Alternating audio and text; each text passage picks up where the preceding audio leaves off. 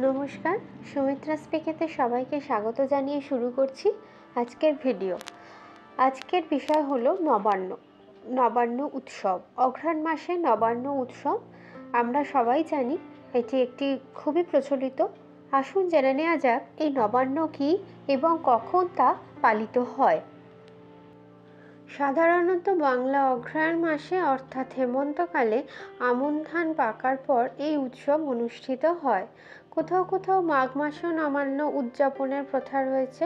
নবান্ন অনুষ্ঠানে নতুন অন্ন, পিতৃপুরুষ, দেবতা, কাক ইত্যাদি প্রাণীকে উৎসর্গ করে এবং আত্মীয় স্বজনকে পরিবেশন করার পর গৃহকর্তা ও পরিবারবর্গ নতুন গুড় সহ নতুন অন্ন গ্রহণ করেন। নবান্নের দুটি পর্ব হয়, একটা চাল নবান্ন ও 2 নম্বর ভাত নবান্ন। চাল নবান্নে নতুন ধানের আতপ চালের গুঁড়োর সঙ্গে দুধ, ক্ষীর, নানা ধরনের মিষ্টি এবং ফলমূলের যেন অলৌকিক মিশ্রণ। নলেন গুড়ের পাটালিও অন্যতম উপাদান। কলা পাতায় প্রথমে থাকে নবান্নের চালের মিশ্রণ, সঙ্গে ক্ষীর, মিষ্টি ও নলেন গুড়। নবান্নের স্পেশাল মিষ্টান্ন তৈরি হয় নারকেল কোড়া, চিনি এবং ক্ষীর মিশিয়ে। নবান্ন এমন একটি লোক উৎসব যা বহু প্রাচীন সংস্কৃতি লোকাচারে সমৃদ্ধ। কৃষি সংস্কৃতির নানা রঙের স্মৃতিতে বর্ণময়। বাংলার নবান্ন মানে আমন ধানের ফসল কাটার উপক্রমণিকা। কৃষিপ্রধান ভারতের নবান্ন অন্যতম কৃষি উৎসব। উড়িষ্যা, ছত্তিশগড়, ঝাড়খণ্ডে পালিত হয় নুয়াখাই বা নওয়াখাই নামে। নুয়া অর্থাৎ নব এবং খাই অর্থাৎ অন্ন নবান্ন উৎসবের আঞ্চলিক নাম। তবে বাংলার সঙ্গে পার্থক্য আছে বিলক্ষণ। উড়িষ্যা, ছত্তিশগড় বা ঝাড়খণ্ডে নবান্ন উৎসব পালিত হয় খারিফ শস্য ওঠার মরশুমে ভাদ্র মাসের শুক্লপক্ষের গণেশ চতুর্থীর পরের দিন অর্থাৎ পঞ্চমী তিথিতে। বাংলায় নবান্ন আমন ধান কাটার প্রাক লগ্নে অঘ্রাণ মাসের শুক্লপক্ষের নির্বাচিত শুভ দিনে। নুয়াখাই উৎসব ও নবান্নের মতো অন্তত 15 দিন পূর্বে দিনক্ষণ ঠিক করা হয়ে থাকে। একে বলে বেহেরেন এবং লগ্ন দেখা। এছাড়াও আছে সাফসূত্র, ডাকা হাঁকা অর্থাৎ নিমন্ত্রণ করা, কিনা বিকা অর্থাৎ নবান্নের জন্য বাজারহাট করা, বলি পাকা, জুহার ভেট ইত্যাদির পর সকলে মিলে নুয়া খাওয়া অর্থাৎ নবান্ন গ্রহণ করা। জুহার বা জোহার শব্দের অর্থ হলো প্রণাম বা নমস্কার। বাংলাতেও চাল নবান্ন খাওয়ার পূর্বে নতুন জামা কাপড় পরে ছোটরা বড়দের প্রণাম করে আশীর্বাদ নেয়। নবান্ন কোনো ভুঁইফোর আঞ্চলিক উৎসব নয়, জড়িয়ে আছে বৈদিক সংস্কৃতির রেশ। বৈদিক যুগে পালিত কৃষিজীবীরা কয়েকটি যজ্ঞ বা অনুষ্ঠান সম্পাদন করতেন। কৃষিকেন্দ্রিক যজ্ঞ বা উৎসবকে পঞ্চযজ্ঞ বলা হতো। চাষের জন্য জমি কর্ষণ উপলক্ষে আয়োজিত সীতাযজ্ঞ। বীজ বপনের জন্য যে উৎসব তার নাম ছিল প্রবপন্ন যজ্ঞ। প্রলম্বন যজ্ঞ ফসল কাটার উৎসব। এছাড়া ফসল ঝাড়াই, মাড়াই ও সংরক্ষণ করার যজ্ঞের নাম ছিল যথাক্রমে খলযজ্ঞ ও প্রজনন যজ্ঞ।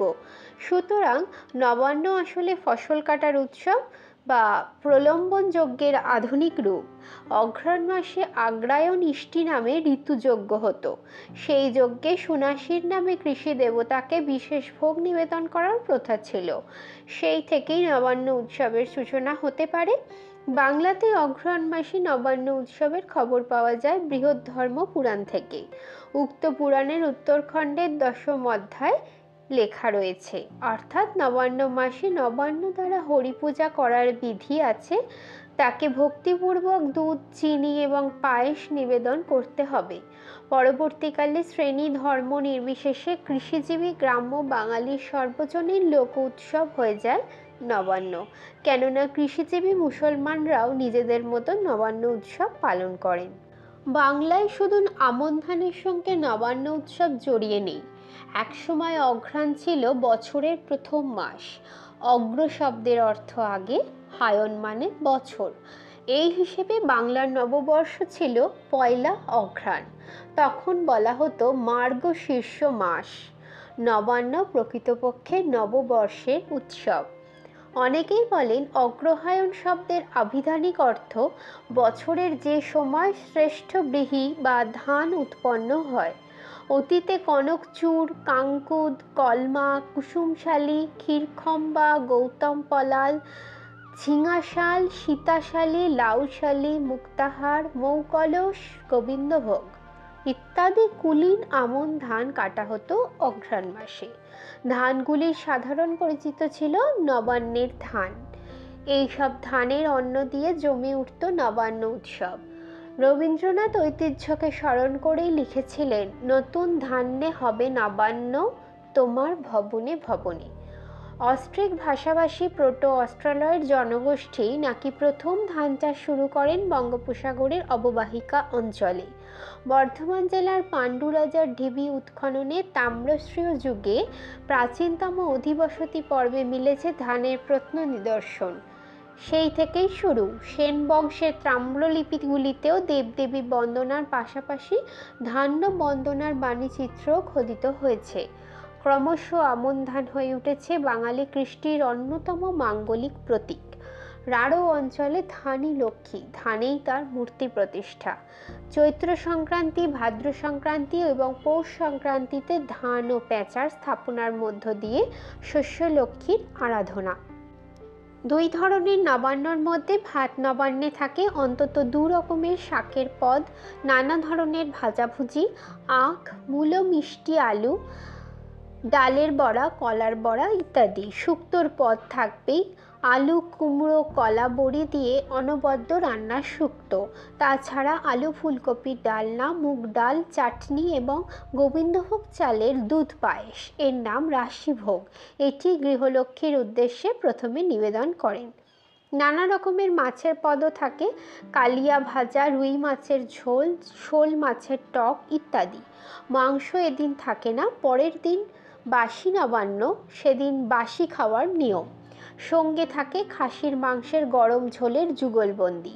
কোনো কোনো গ্রামে দেশ নবান্নেরও অনুষ্ঠান আছে জমজমাট। চাল নবান্নের পূর্বেই হরিণ নবান্ন, গো নবান্ন, কাক বলি এবং পাক পাকালির নবান্ন দিতেই হয়। হরিতলা অর্থাৎ তুলসীতলায় নতুন প্রদীপ জেলে ধূপধুনো ধরিয়ে পুরোহিত মশাই প্রথমে বিষ্ণু বা কৃষ্ণ পুজো করেন। কলা পাতায় চাল নবান্ন দিয়ে নিবেদন করা হয় হরিকে। কাক বলি দেয় ভোজ্য প্রদান অনুষ্ঠানে। নতুন কুলোয় চাল, ডাল, আনাজ ইত্যাদি দিয়ে পিতৃপুরুষদের উদ্দেশ্যে ভোজ্য দান করেন বাড়ির কর্তা। সেই ভোজ্য প্রদানের অংশ বিশেষ এবং চাল নবান্ন কাকের উদ্দেশ্যে দেওয়া হয়, এরই নাম কাক বলি। লোকবিশ্বাস, সেই নবান্ন যদি কাক খায় তাহলে পিতৃপুরুষদের আত্মা সন্তুষ্ট হন। পূর্ব বাংলার লোকেরা নবান্নের ভোরবেলায় কাককে নিমন্ত্রণ দিয়ে আসে নিকটবর্তী কোনো গাছতলায়। সেই নিয়ে ছোট ছোট ছেলেমেয়েরা সমবেতভাবে ছড়া কাটে। একইভাবে পাকপাকালি ও গরু বাছুরকে নবান্ন দেওয়াও বিধিবদ্ধ প্রথা। কোনো অনাহুত বা রবাহুত অতিথি কিংবা ভিখারির বাড়িতে আগমন ঘটলে তাকেও খাওয়ানো আবশ্যিক নিয়ম। নবান্ন উৎসবে একাধিক রিচুয়াল পালিত হয়, যেমন সকালের দিকে বিভিন্ন দেবস্থানে বাটা প্রদান, আতপ চাল, কলা, ফলমূলাদি রেকাবিতে সাজিয়ে বিভিন্ন দেবস্থানে প্রদান করা। উল্লেখযোগ্য স্থানগুলি হল গ্রাম্য দেবীর থান, বারোয়ারি পূজা প্রাঙ্গণ বা পীরতলা ইত্যাদি। বিকেলের দিকে বাড়ির কর্ত্রীরা নই পুরানো নামে এক অনুষ্ঠান করেন। একটি পাত্রে নতুন ও পুরাতন চাল মিলিয়ে সুরেলা কণ্ঠে ছড়া কাটেন। একে নবপুরনো বলা হয়ে থাকে। এরপর থেকে নতুন বা পুরাতন চালের ভাত খাওয়ার ছাড়পত্র মেলে। নবান্নে আরও 2টি ব্রত পালিত হয়। সধবা কর্ত্রীরা পালন করেন ইতু পুজো। ভোরে উঠে পুকুর বা নদী থেকে ইতুর ঘট ভরে এনে উঠোনের মাঝখানে স্থাপন করেন। দুপুরের দিকে ইতুকে নবান্ন প্রদান করে ইতুর ঘট বিসর্জন করেন। সন্ধ্যা থেকে শুরু হয় কুমারী মেয়েদের সেজুতি ব্রত। নবান্নে টহলের সিদে দেওয়ার নিয়ম। পয়লা কার্তিক থেকে শুরু হয় ভোরবেলায় টহল বা প্রভাতী সঙ্গীত। তার পারিশ্রমিক হিসেবে নবান্নের দিনে গ্রামের বাড়ি বাড়ি চাল, সিধে, টাকা ইত্যাদি সংগ্রহ করেন মহান্ত মশাই। নবান্নের দেবদেবীর তালিকায় প্রধান স্থান করে আছেন দেবী অন্নপূর্ণা। প্রতিমা বিন্যাসে দেখা যায় দেবী অন্নপূর্ণা স্মিত হাস্যে পরমান্ন প্রদান করছেন ক্ষুধার্ত মহাদেবকে। এক পাশে থাকেন ব্যাসদেব বা নারায়ণ কিংবা মহাদেবের সঙ্গে নন্দী। নন্দীর মূর্তি মানুষের মতো, মূর্তির চালিতে দুদিকে দুই পরী বা দেবদূতী, তাদের হাতে থাকে চামর। নবান্ন উৎসবের রঙিন মলাট যেন প্রতিমাখানি। বাসি নবান্নের রাতে দেবীর বিসর্জন হয় ঘটা করে। দেবীর পুজোর সঙ্গে তাকে চাল নবান্ন, ভাত নবান্ন প্রদান করা হয়ে থাকে। নবান্নে দুই ধরনের কার্তিক পুজো হয়, নবান্নে কার্তিক ও পান্তা কার্তিক। নবান্নের দিন কার্তিকের 4 বার পুজো করা নিয়ম। পান্তা কার্তিকের পুজো হয় পরের দিনে। সেদিন পান্তা ভোগ দেওয়া হয় কার্তিকের উদ্দেশ্যে। আম বাঙালির গরম ভাতের পাশাপাশি পান্তার প্রতি চিরকালীন আসক্তি তার দেবতা ভাবনায় প্রভাব বিস্তার করেছে। রাঢ়বঙ্গে প্রায় প্রতিটি গ্রামের এক একটি মূল উৎসব আছে। উৎসবে বাইরে থেকে লোকজনের সমাগম, নানা ধরনের লোকানুষ্ঠান, বাউল গান, কবি গান, যাত্রাপালার আসর বসে। কবাডি, ফুটবল খেলার ফাইনাল ম্যাচ হয়। অনেক গ্রামের মূল উৎসব নবান্ন। পূর্ব বর্ধমান জেলার পাঁচঘড়া, চান্ডুলি, ভাল্যগ্রাম প্রভৃতি জনপদের প্রধান আকর্ষণ নবান্ন উৎসব।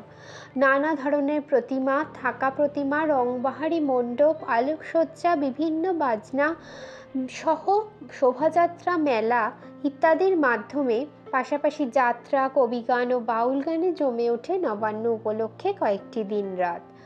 বাংলার সাহিত্য সংস্কৃতির সঙ্গে নবান্ন উৎসবের যোগ সুগভীর।